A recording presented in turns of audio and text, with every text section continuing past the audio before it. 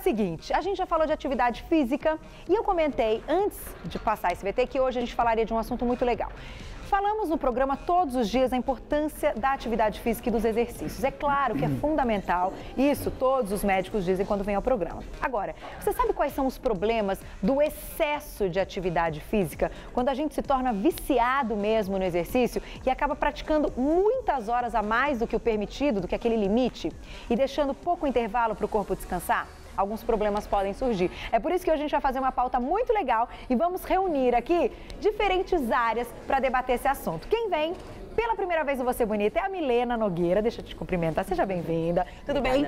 Boa tarde. Lindíssima. Bom, Milena, vocês já conhecem, é musa do carnaval, é rainha de bateria, é esposa de Diogo Nogueira e é personal. Muitas funções. Muitas funções, isso é bom demais, seja bem-vinda, viu? Obrigada. Quem volta, doutor Fernando Gomes Pinto, neurocirurgião também, mais uma vez. Olá. Tudo bom, doutor? Tudo bem? Seja bem-vindo. Obrigado. E a gente tem aqui a participação hoje da Camila Silveira, que é empresária, tudo bom? Tudo bem. Seja bem-vinda também. Beijo. E a Camila tá aqui porque ela é, digamos assim, uma viciada, não é isso, Camila? Então a gente vai ouvir um pouquinho de cada um para a gente entender o que de fato acontece com o nosso organismo e os perigos do vício do overtraining. Eu vou começar conversando com o Dr. Fernando o seguinte, queria que você explicasse o que acontece então com a nossa cabeça, com o nosso cérebro, quando a gente passa a ser viciado em atividade física. O que muda, né? Porque é muito louco, né, se viciar em atividade física.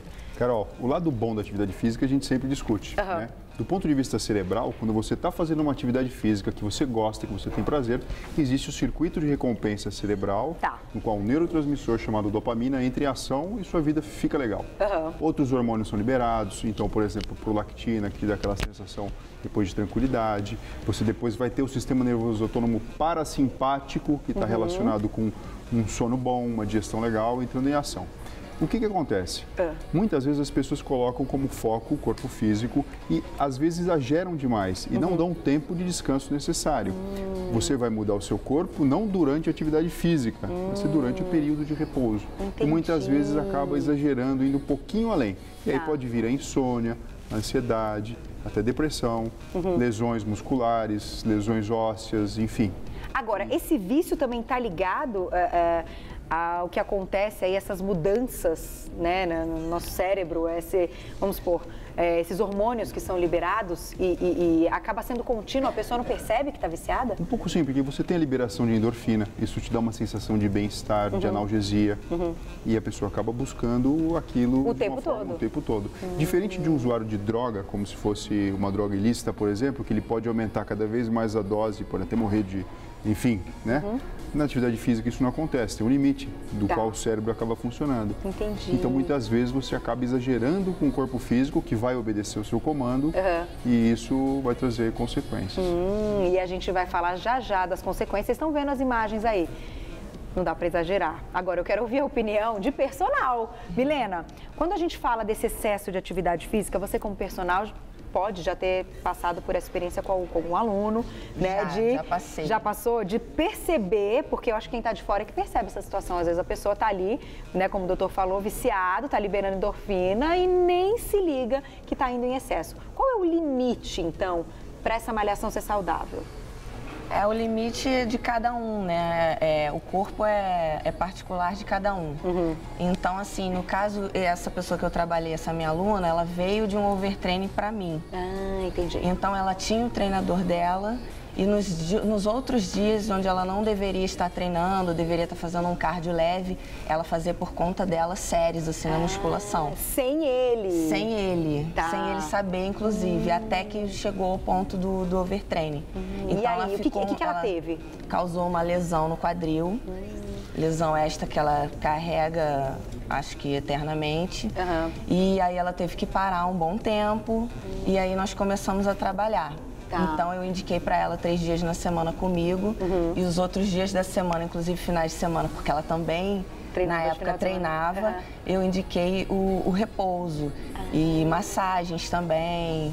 Que isso daí ela ajudar, conseguiu, paralelo. assim, a gente passou a treinar bem, né, no caso assim, mais pesado, porque ela como era musculação, atividade, ela queria pegar peso. Ela entendia que estava treinando bem se estivesse pegando muito peso. Entendi. E aí eu fiz esse trabalho com ela e deu certo. Hoje a gente nem está trabalhando por conta da agenda dela e tal.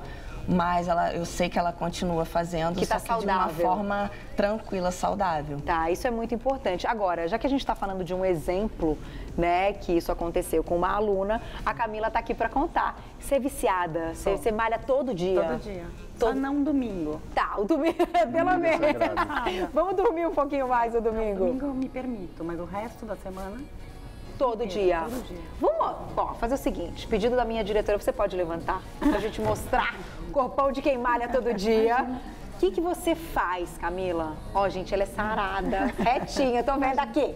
A barriga não tem barriga, é aquela barriga côncava, que eu costumo dizer, pra dentro. Olha lá. Corpaço. Não, bacana, toda definida, porque a gente fala disso todos os dias, o que a mulherada quer é ficar definida mesmo. Só que, você acha que você conseguiu esse corpo por malhar demais, ou se você malhasse, não fosse tão viciada, malhasse menos, você conseguiria o mesmo resultado? Eu acho que agora que eu tô fazendo menos que eu consegui.